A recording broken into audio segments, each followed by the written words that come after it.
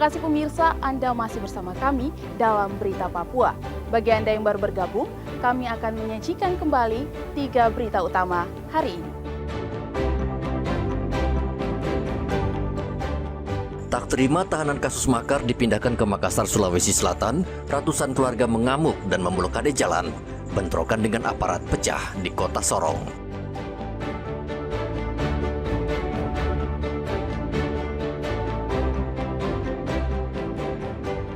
Anggota KKP pembunuh Brimob peragakan 21 adegan dalam rekonstruksi pembantaian 2 polisi di Kabupaten Nabire.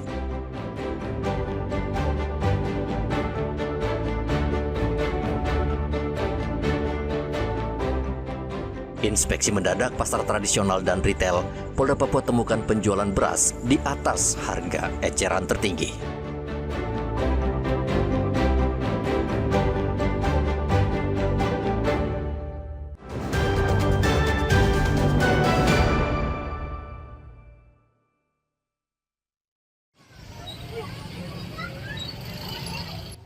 Satuan Tugas Pangan Polda Papua menyidak sejumlah pasar tradisional dan retail di kota Jayapura. Pengecekan harga beras itu dilakukan karena belakangan ini harganya tidak stabil. Pemerintah sejauh ini telah menetapkan harga eceran tertinggi beras medium Rp15.500 per kilogram dan beras premium Rp15.800 per kilogram. Namun kenyataannya di lapangan, harga jualnya jauh melampaui harga eceran tertinggi. Direskrimsus Polda Papua Kombes Igede Era Adinata mengatakan salah satu faktor yang menyebabkan kenaikan harga beras medium karena masalah distribusi dan transportasi. Untuk mengatasi masalah ini, Satgas Pangan berencana memanggil para distributor untuk mengevaluasi rantai pasok dan struktur harga.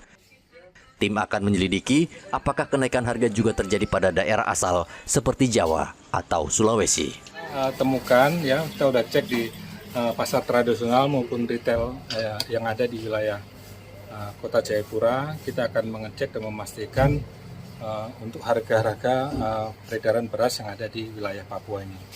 Saya sudah sampaikan juga seluruh Kasat Reskrim juga melakukan pengecekan yang sama supaya mendapatkan data real awal dulu berapa sih harga beras-beras yang beredar di wilayah Kota Jayapura.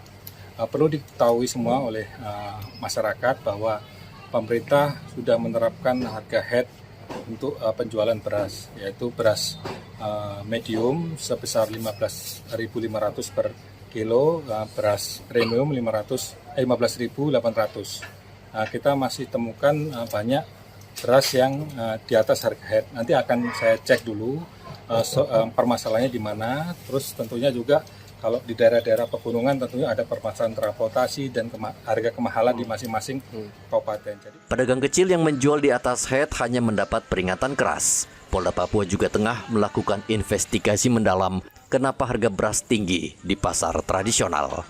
Rian Tonai dan Arthur melaporkan dari Kota Jayapura, Papua.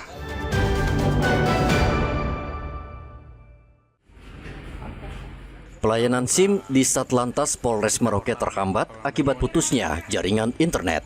Biasanya petugas dapat memproses sekitar 15 SIM dalam sehari. Namun saat ini hanya sekitar 2 hingga 3 SIM saja yang bisa diproses. KBO Lantas Polres Merauke Ibda Alfiah Lakui mengatakan meskipun kondisi ini membatasi pelayanan, Satlantas tetap berupaya memberikan layanan terbaik bagi warga Merauke. Kita menyampaikan bahwa saat ini untuk pelayanan SIM dapat kami layani, tetapi masih juga terdapat gangguan signal, sehingga mohon maaf apabila pelayanan kurang maksimal, tetapi kami upayakan untuk dapat melayani masyarakat sesuai dengan kebutuhan masyarakat. Terima kasih. Dengan putusnya jaringan ini memang agak terganggu untuk pelayanan SIM ya? Agak terganggu walaupun memang jaringannya sendiri, tetapi mungkin karena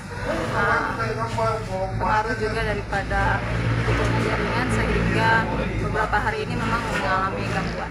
Satlantas Polres Merauke juga memastikan pelayanan tetap dibuka meskipun terbatas akibat masalah jaringan internet. Warga yang akan mengurus SIM diminta untuk bersabar. Rian Tonai dan Ridwan melaporkan dari Merauke, Papua Selatan.